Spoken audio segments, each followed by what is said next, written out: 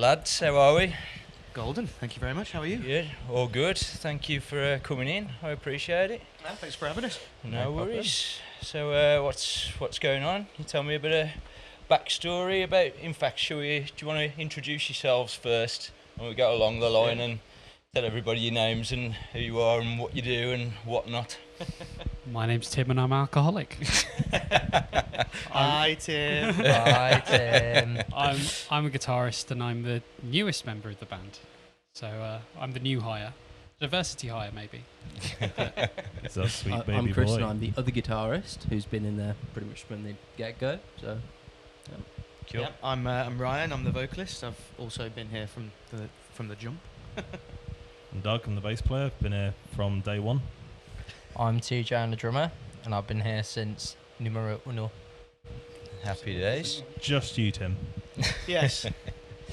Can you tell me a bit about yourselves, like a bit about your backstory, how you got together, or how long you've been going? And Absolutely. So we actually formed. We got together at sort of back end of 2024. yeah, Originally, the idea was to be a covers band, and we just wanted to get on stage. We just wanted to play. We were sick of the fact that music wasn't a sort of prominent factor in all of our lives anymore.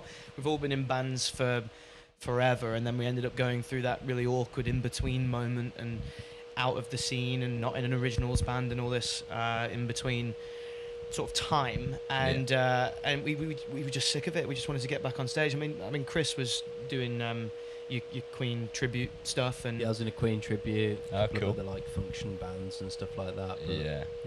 yeah. So I think out of all of us, I think Chris was the one that was doing music a lot more regularly at the time. But we were all. I mean, Doug had moved to Lichfield from London fairly recently, and it kind of all worked out really well. And we ended up forming this band with another member. Actually, we started as a 5-piece with a wonderful bloke called James Docker, and we wanted to do covers and just get on stage and make some money and have some fun and you know, really kind of jam out and get back at it, sort of thing. And at some point around, I don't know, maybe April, May, something like that in 2025, the conversation of originals came up.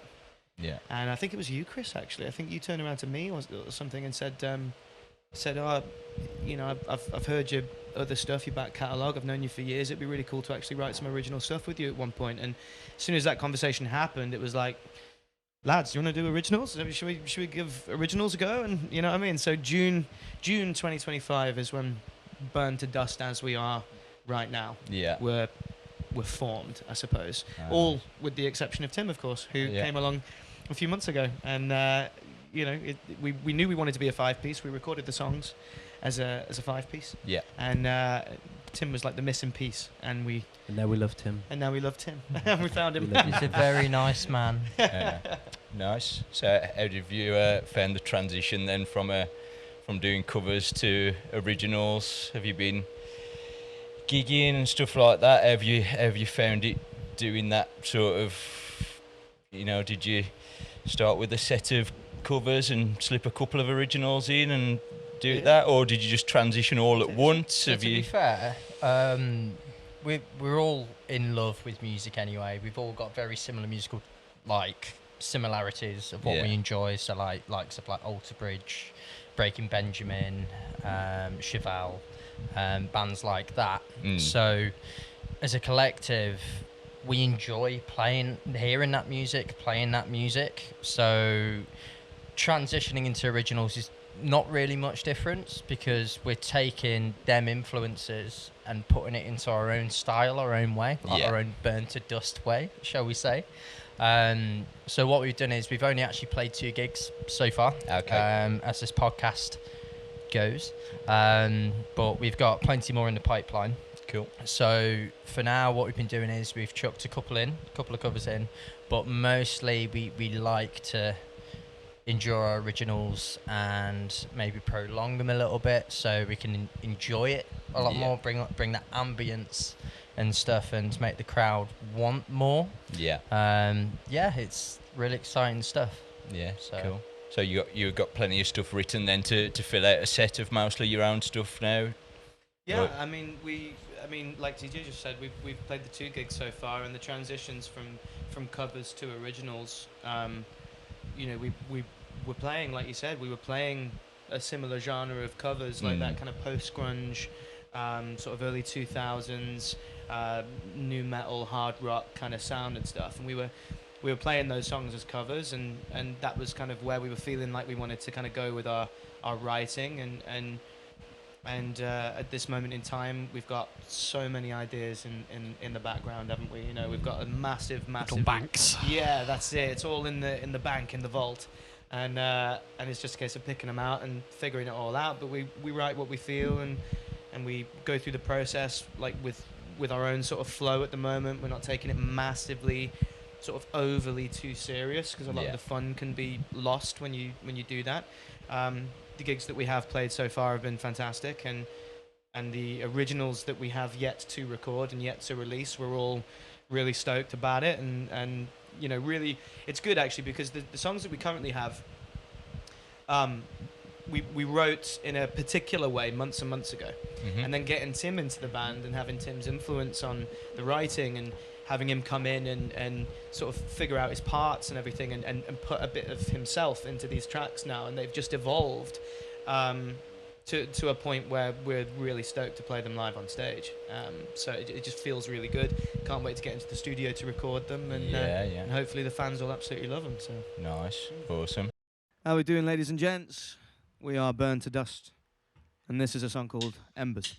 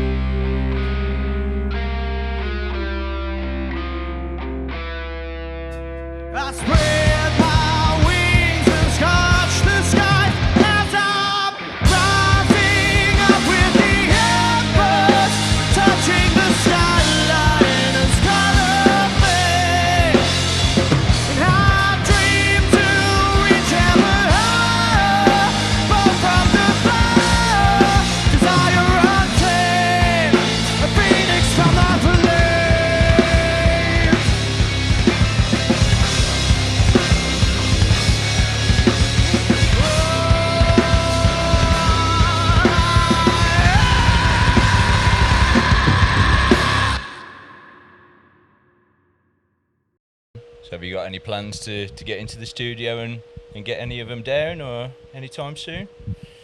Well, in terms of the studio, I mean, we went in, what was it, 4 days, was it, or 5 days? It was 4 days, and we did our two songs that we've recorded. One we've released, one we haven't. Yeah. And we're planning to go back. We did actually originally plan to go there, but we've cancelled it now, so we could do a few more gigs, work on some new material before we go straight back in there. Nice. But yeah, we are looking to go back in there a couple of months now, probably, won't it? Yeah, something like that. Cool.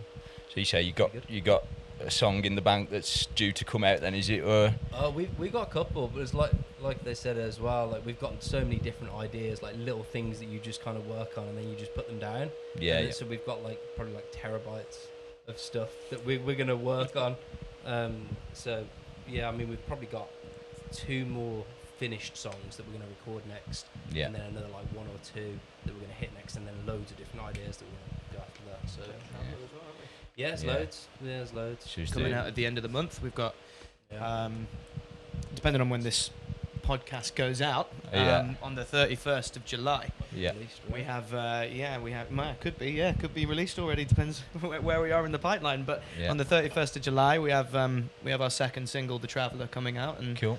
we're really, really excited for people to hear that one. The reaction to that live for the 2 gigs that we've played have been really good, and it's a good one to open with. And to be fair, Tim, live, you know, the effects and stuff that he's been putting into that that intro and stuff has really kind of beefed out that intro section. On the track, it's really quite subtle and sounds raw, and it sounds intimate and lovely, like draws you in sort of thing, before taking you on this journey of the song, which lyrically and musically tells a story as well, which is something that we found a lot of bands nowadays don't really do all that often Yeah, anymore. yeah. You know, bands like Iron Maiden and Rush and Pearl Jam, you know, back in the day, they were all telling stories and interweaving things, or taking notes written by somebody that, you know, like shot up a high school in America or something, and just like turning it into a song that became Jeremy, which is one of their biggest hits from their album with Pearl Jam, for example. So, you know, lots of bands were doing it,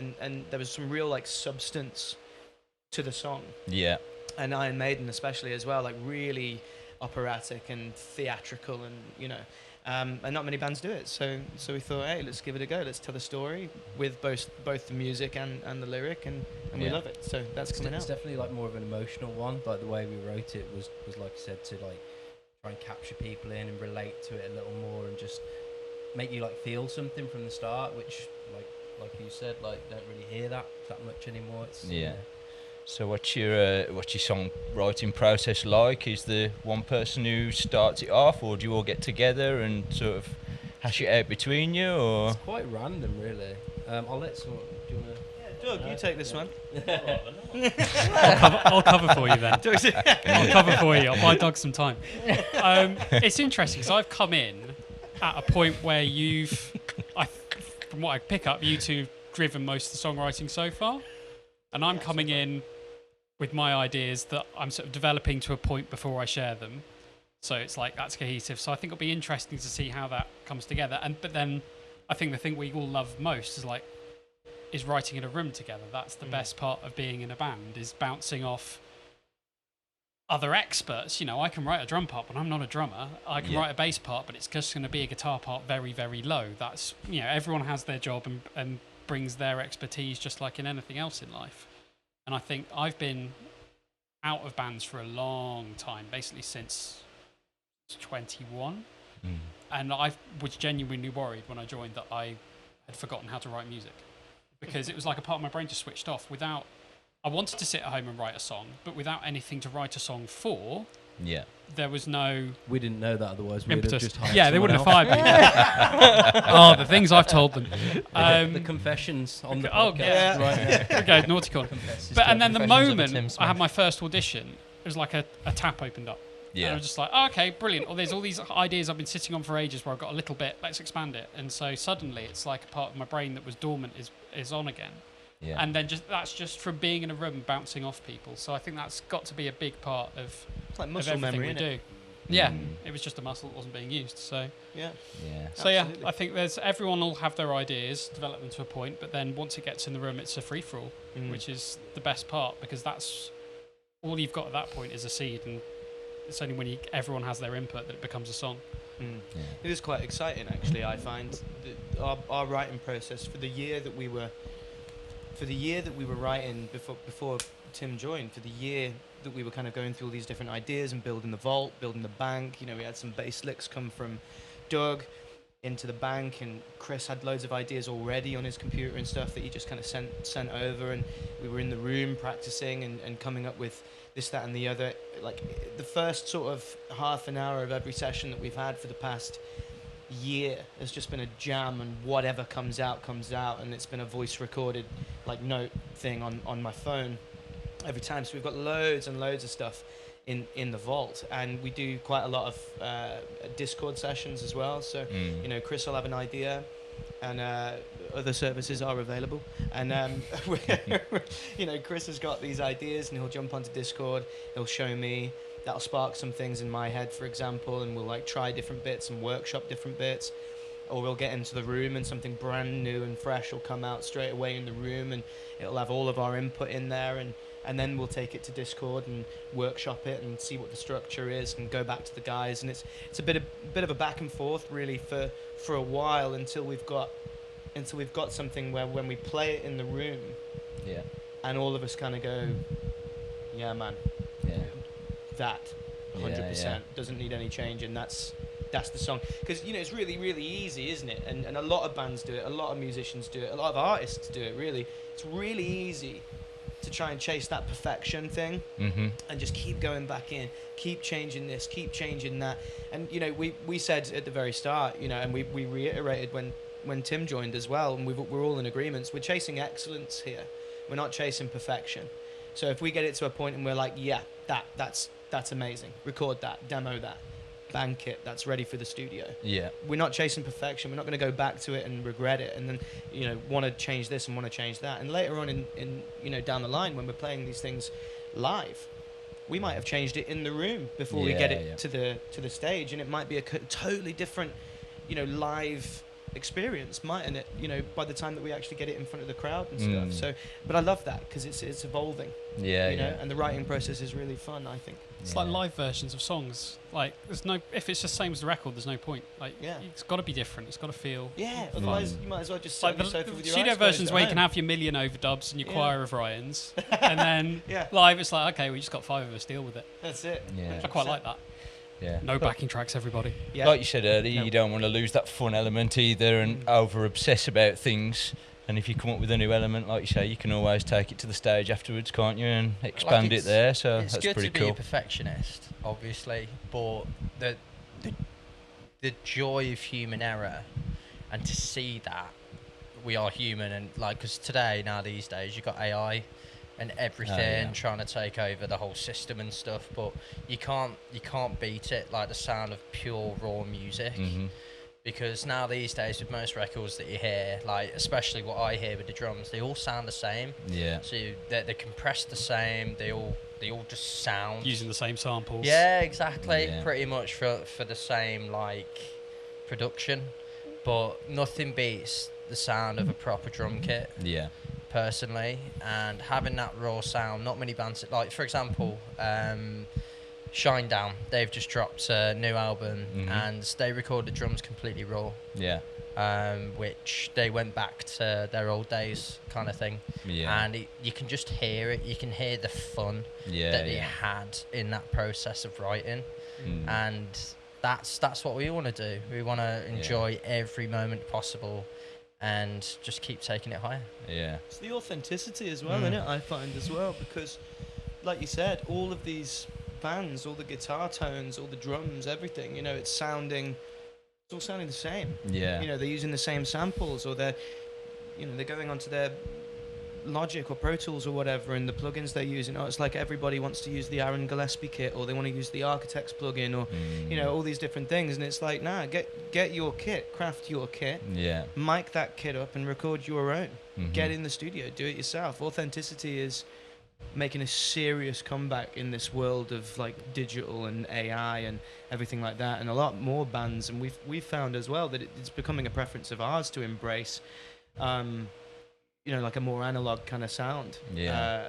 more and more, and maybe we're going to find that kind of like happy medium, aren't we, between, you know, how much tech do we want to use, because you really can go too far the other way. You know, all these massive bands have got the lighting rigs and the sound rigs and the clicks, and they're being counted into the you know, into each verse or into each chorus and whatever, and everything's techie, and their whole set is completely planned out and timed from start to finish, and everything's all robotic, and there's like, you're taking the human element out of it. It's like you might as well not be there. That might as well be pre-recorded, because it's going to be the same each time. There's no differences between how you do it in Nottingham to how you do it in London. There's no, you know what I mean? It's one of those, and I think finding that happy medium, that perfect mix between that analog, live, raw, emotional, you know, feeling and sound, and also having that technology, you know, with like sample pads and, you know, maybe a click that you can kind of just turn off, something that just keeps you in time for that song, so that any filmed content, for example, can be synced well enough. Or and to hear things like yourself that. so you're not going deaf. Yeah, exactly. Honestly, yeah, Pardon? in-ear monitors, 100%. Just to, I you know. agree with everything everyone's just said about AI and music, but I listen to some AI songs and I'm just like, that is a banger. Like, I can't help but be like, sacrilege. So, It is- like, the it is voice scary. so like smooth, and like, you know, there's some out there that's so catchy. And Have you heard I the wanna hate latest? it, but Have you I'm heard like- the latest Irish dark folk version of All Star, no, mate? but that's what I'm saying though. Like, you you want listen to some like of them and you're genuinely, you want to hate it because it's AI, but it Some of is them are catchy. just- yeah. That's the annoying part. That Yeah. is what's and really then I find I'm grinding. annoyed at myself for liking it. Yeah. Because I'm like, I shouldn't like it because it's AI. It makes you want to pull your But- hair out. But it is good though, isn't it? It is good, and it's supposed to be good, and it's programmed to be good, Yeah. and it's done so probably by musicians that are creating these platforms, that are creating this AI music and stuff, isn't it? You know, No, man, it's just robbed. is it literally It's just just robbery. It's all 'Cause obviously, stolen. you know, It's people all are- stolen. They've scoured through everyone's repertoire, just everyone's nicked back it. catalogue, and just analysed it. No, but that's what I'm saying. Like, but they've it's done it's that. not musicians that have made it. No, absolutely not. The people that have made these AI platforms are not musicians. Their entire ethos is, but music's hard. Wasn't it the guy who Learning owns guitar Missoura is said something like, difficult. "Oh, but no Yeah. one enjoys making songs anymore. No one enjoys playing an instrument. They just want to hear the end result." And the internet just went, "Excuse me." No, no, thank you. Yeah, I think the polite version. complete opposite to that. To be honest, like you How say, sweary can we be, by the way? say what you want, mate. Fuck AI. Fuck AI. Yeah. Go on, I want to hear what you. You're not Sorry, saying I that cut just you off. because we're in Cannock, eh? I was saying there. Yeah, I think obviously it can make something that sounds good, but you're never going to have everything that goes along with it, especially rock music, the community, a live show, everything that goes along and makes a band or makes, you know, you can't imitate that. So yeah, you can have a good finished product to a certain extent, but you lose 3/4 of the fun along the way. Yeah, So, and I don't think people just want a finished product. I think people do gravitate towards more, you know, real things. And yeah, I can't see it wiping Well, wiping it's a musicians connect- out anytime it's soon. It's a connection between the people and Yeah. the fans mostly, because well, last weekend just gone, you had My Chemical Romance play 3 shows in a row at Wembley, all completely pretty much sold out. Yeah, yeah. And the fact that every single fan relates to their music in a certain way, and you just see them, they're all there crying their eyes out because they relate to it, because they got bullied when they were in school or something, or just because they look different, just because they wore eyeliner, just because their hair was coloured or shaped different or something like that. But the fact is that AI can't do that. Yeah, Like- definitely not. 5 people got together and created something, and they created a unique selling point that no one else was doing, and they pushed it out there, and it was received amazingly well with the right people at the right time. You can't beat that. No, They definitely found not. their audience, didn't they? Yeah. They found their audience, and their audience, their fans and their followers found their community in each other. And I think that's what's severely lacking in today's day and age, that Yeah. AI is perpetuating. It's this lack of community. Yeah. It's this loss of connection and human connection. And the further that we go towards the AI direction, the further away from what makes us human we get. And people, it's deeply, deeply unnatural as well. And I think it will get to a point, if it hasn't already, where people will intrinsically feel like something's wrong. Mm-hmm. You know, when you become so disconnected by like the concrete jungles and the cities and the 9-to-5 grind and the rat race and all these different things that everybody wants out of, like we're forced into, but everybody wants out of it. Yeah. And creatives and musicians and, you know, people with a dream and an aspiration to go and do something, whether it's to start a business or start a band or, you know, own a shop or a cafe or whatever, you know what I mean? Whatever it is that you want to do that takes you outside of that box that the whole of the system tries to put you into. AI is putting people in a box. In fact, actually, AI is taking people away from their jobs and making people redundant, which, you know, apparently the aim, I've heard from a few companies and a few people that the aim of AI is to make the human experience easier so that people can get back to being human again and don't have to worry about doing all these jobs and whatever. Not when it's coming in and taking over the music industry. No. Not when it's taking over graphic design. Yeah. You know, not when it's taking over movies, when actors are literally signing over their likeness and their voices and things like that so that they can make movies without these actors ever stepping foot on set. Yeah. Not when creativity's at stake. Because that's where humans what I want to mean? enjoy themselves, but they That's- can't yeah. enjoy themselves. The whole And point this of is being how here it's for all however fake. long we're here for is so that we can play. And if it follows along, you end up with the plot of We Will Rock You the musical. Oh yeah. Yeah, I'm sort of hoping that it'll carry across now into the next generation. My wife's a teacher, and she had a parent come to her the other day. Oh, my son's not going to be in tomorrow because we're going to watch My Chemical Romance at Wembley. She's like, awesome, just take him. Yes. You know what I mean? It's just like, hopefully. Is that what a teacher said? That's what my wife says. So, yeah, hopefully we got parents who are still taking the kids and getting them into the bands we used to love and stuff like that. This thing, I think music fans will always be music fans. Like, okay, you can hear an AO song, like you say, go, it's quite nice, and then go, oh, I want to hear more. Oh, no, there is no more. That was just a one-off creation that served a singular Who are the members purpose. of the When band? actually, Computer people parts. exactly people value authenticity. People want to. If you get into a band, yeah, you hear a song you've never heard before, and you go, I like that. Who did it? Oh, it's that band. Oh, cool. There's an album. Oh, cool. I can go see them on tour. That's what music fans do. It- so I it's don't think there's novelty. danger there. Is It's there? novelty. Yeah. The AI is novelty, and then it'll come back around. And I can tell you from my Having authentic music. Yeah. day life in corporate world that companies love this stuff when they need backing track for a video that's going to shareholders or an internal presentation. But is any musician really losing work over that? Yeah, it's like the elevator music thing, isn't it's it? you know, like sync placements. it's and a bit stuff, that's a annoying, massive but- thing for artists. You know, sync placements, and whether it's elevator music or whether it's on a commercial, whether it's on a corporate training video or anything like that, sync music licensing placements are massive income for a lot of people. Some, you know, many musicians out there and stuff. That's their entire livelihood. yeah, So if AI there's comes whole along, agencies around it. well, yeah, exactly.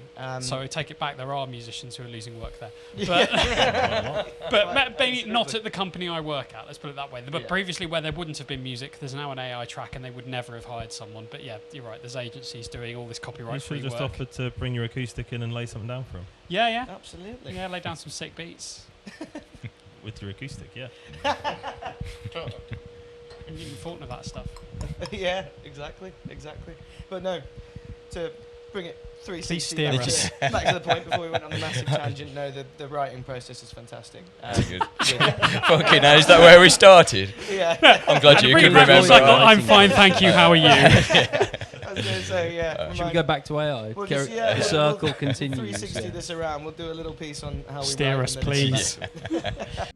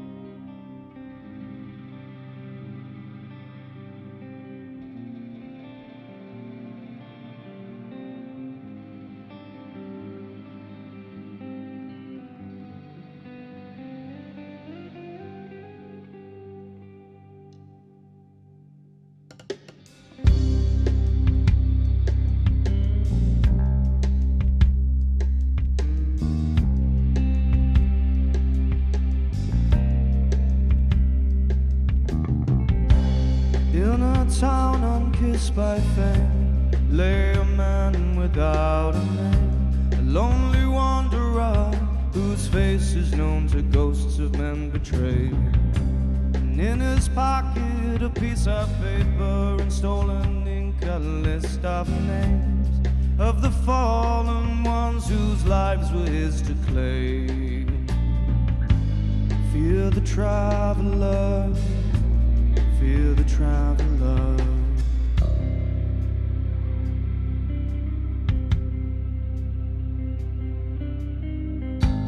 Fear the traveler, fear the traveler.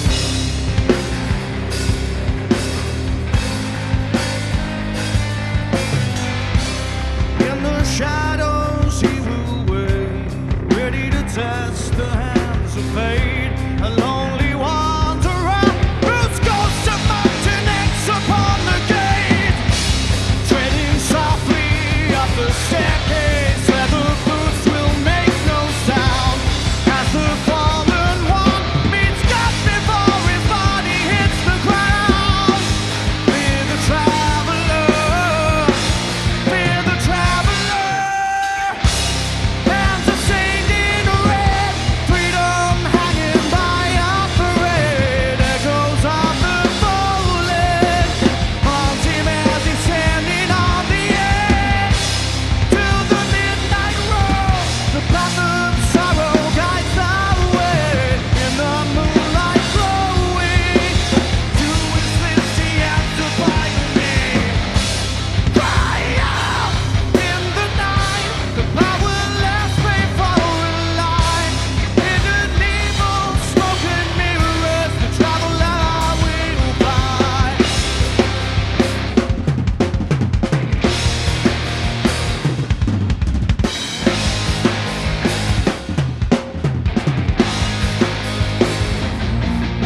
He lives on borrowed time, the righteous hand of crime, half in the shadows, half in the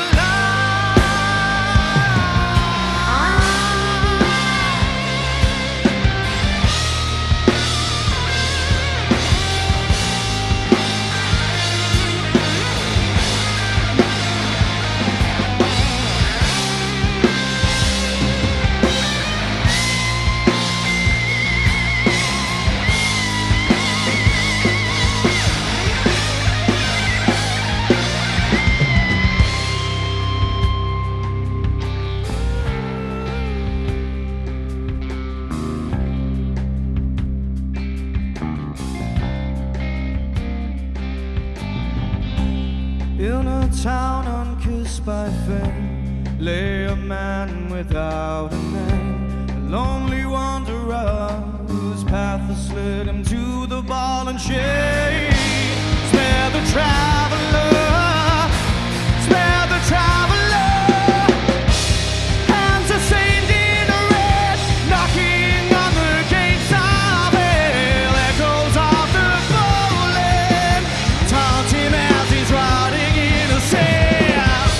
To the midnight road, path of sorrow slips away. In the moonlight glowing, to his list he has to final day.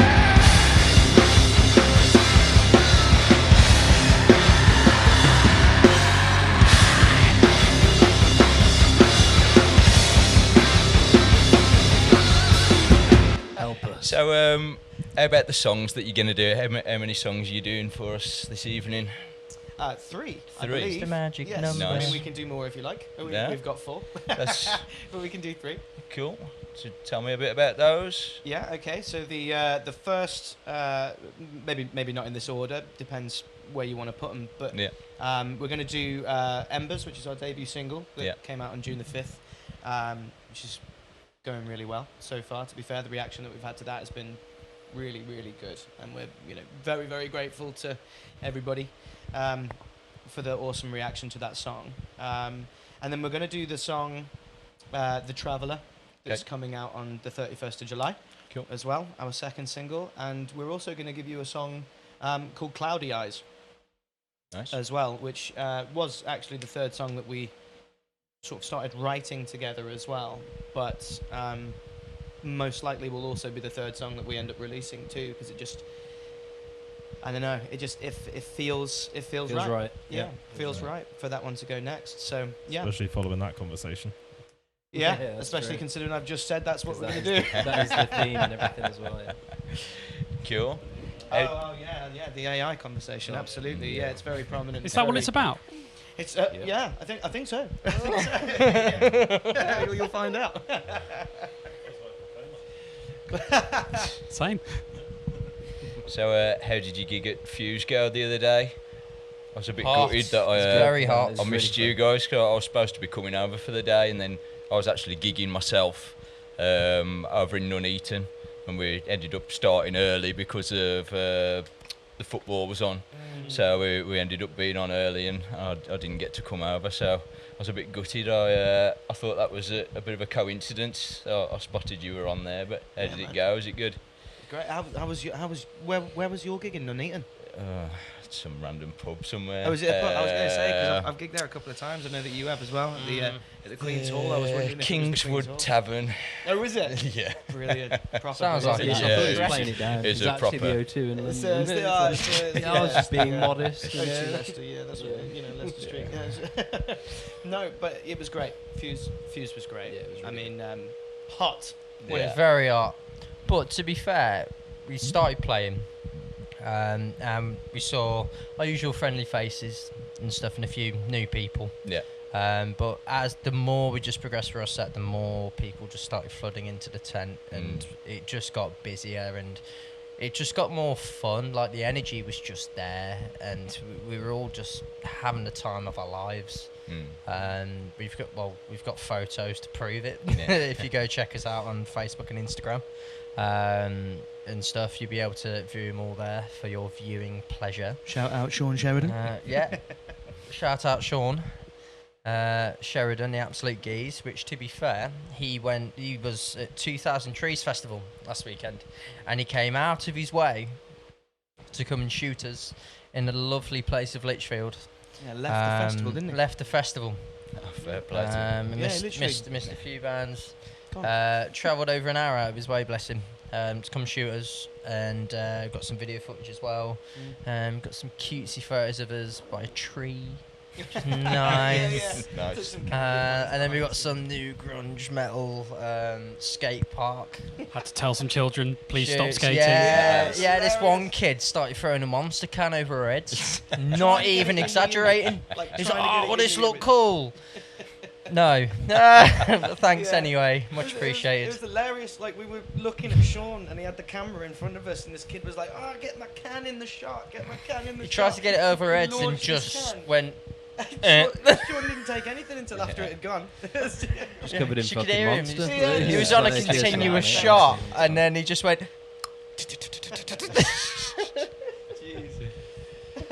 Oh, so funny. But it was a really good day. Really good day. Very warm day. Afterwards, we all just chilled out afterwards because it was just so warm. Yeah, So we yeah. just tried to find some shade and just have a chat and have a good time. Nice. Enjoy Happy a days. little Pepsi together. Just Lovely. nice. So you got any Other soft drinks are available. any more gigs coming up? Yeah, so we're on the it's a Saturday, isn't 15th. it? Yeah, Saturday the 15th it is. We're playing Savfest in Colville, Leicestershire, to the Victoria Bikers Bar. And absolutely wonderful event. Really, Yeah. really good event. I remember my previous band played it 2021, I think, just as we came out of lockdown the first time and gigs could happen again. I think it happened then. Truly brilliant. Alan and Wendy Saville that run it are so lovely, and it's in support of Ian's Chain charity as well. So it's a 2-day event, the Saturday and the Sunday. 2-day or 3-day? Is it 3-day? There's nothing on there. Nothing on the Friday, is there? I don't think. I could have that wrong. Maybe it's a 3-day, but I think it starts on a Saturday and it's a Saturday and Sunday thing. I don't even know where I am. Where am I? I'm glad you know. It's the basement. Chris, you got a visitor. But no, So we've got that one coming up. And then we're in talks with Arthur Tapp with the Catapult Club to do some more gigs and stuff in and around Birmingham and everything, which is good. You know Arthur, do you? Yeah, we've done some shows for him before. Was that over at the O2? the Academy. The Institute. He works with the Rainbow and stuff as well, doesn't he? And we did the Dark Horse in Moseley as well. That's a good venue. Great burgers, really good burgers. And wings. And wings. So we're going to be, getting some gigs towards the end of the year. We're aiming for kind of like maybe 1 or 2 a month, aren't we, at the moment, so that we can really knuckle down and focus on writing and get ourselves demos ready for the studio sort of thing. Just so we're still fresh, but then main thing, getting material wrote, so for when it comes to like festival season next year, we're raring to go. Yeah. Once you've got everything, all your sets sorted and everything locked in and you're gigging constantly, then you don't have to always be on it as much. To you're dialed in then, and you're good to go. So even when it comes to like touring, when it comes to that, because we've got the material, if we want to write more, we can write more on the road. Now these days you can just take a computer and a interface and just go from there now, really. That's it. I prefer to like work on loads of songs and have like a massive catalogue of songs, then gig like 3 or 4 songs, loads. Because you just get bored of it, and everyone else will get bored of it, listening to the same songs, and then your name just becomes like, oh yeah, we've seen them, same songs, But if you've got like tons of different stuff that you can go and play, then it's more interesting, isn't it? Than to play And you can swap them in. Yeah, exactly. In and out. It will just be more fun as well. You'll enjoy it more if you can say like, what do you want to play tonight, and you get to pick, what you've got. So. I always love that, actually, writing the set list and choosing whatever you want to play on the day, on the night of the gig. Exactly, like having the selections, so that's kind of where I want to get. Keeps you sharp as well, doesn't it? Yeah, man. Imagine you wrote like one of the first songs that we ever wrote, and we get like 2 years down the line, and we're like, should we throw that in? Yep. Just for a little bit of fun. Let's throw that in. See if people remember this one. See if we can remember that one. Remember it? Yeah. I can't remember it, but on Rock Radio UK, I've recently been invited to do a weekly show on Wednesdays from 4 p.m. onwards.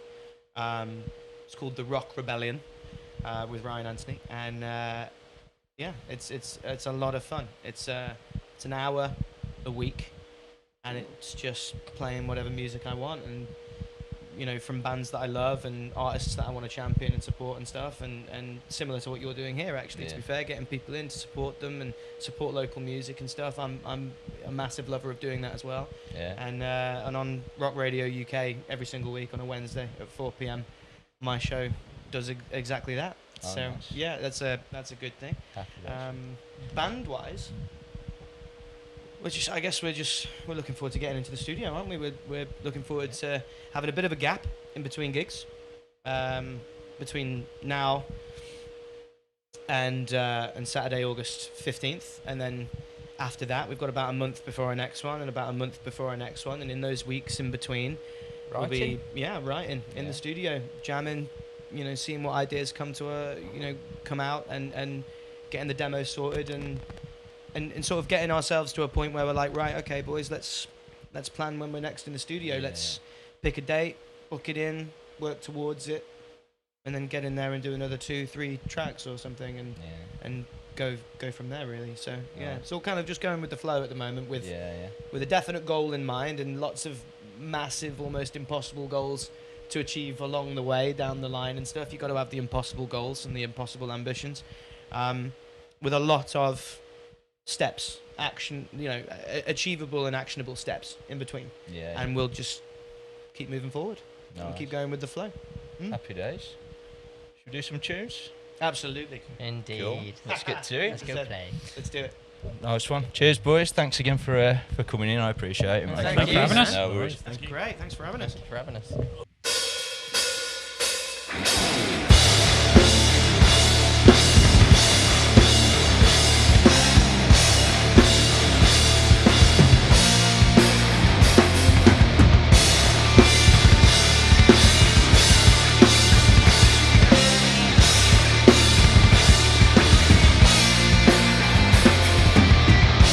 Do you know that there's a parasite in your mind? Infectious anger spreading, buried deep inside your skull. It craves your demise.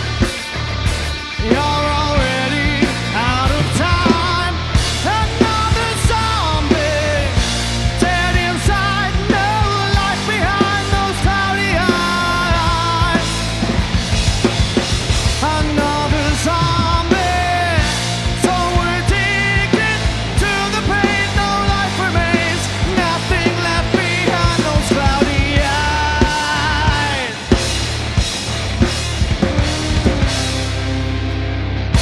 Do you feel it as it multiplies and divides? Living dead on both sides. Scream and shout until they all submit. Change the rules to suit the 1%. Running blindly right into the pit. There's no way back, no way back. Another zombie, dead inside, no life behind those cloudy eyes. Another zombie, so addicted to the pain, no life remains, nothing left behind. If I had to explain the world I see today, describe a place where the dead have risen, I'd paint the canvas gray, all feelings washed away. Oh, what a waste of the life they're giving.